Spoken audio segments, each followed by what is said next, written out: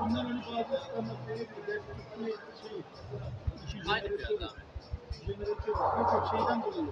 Atıyorum kıyaslanabilecek bazı parametreler vardı da ona göre doların şu anda hazır fiyatı 42-43 lira olmasını söylüyor.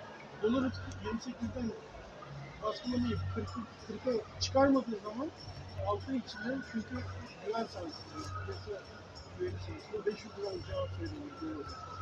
Doların 500 lira olacağı demek 1 dolarlık ihracat için 50 saatlik ithalat yapmak zorunda olan Türkiye gibi bir ülke için facia demek. Ama Çin gibi bir ülke olsaydı doların 500 lira onlar zaten bu savaşları var aralarında.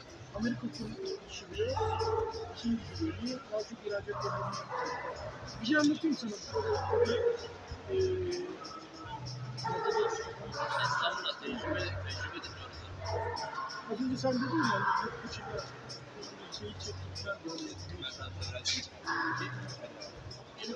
Yine şey mi buradayım abi? Şöyle söyleyeyim, bundan 7-8 yıl önce Rusya'da devalüasyon oldu. Makarna sektörü vardı Afrika ülkesi olarak. Gaziantep'te yarışıyoruz. Makarna sektörü. Hoşçakalın, bay bay. Makarna sektörü Rusya'da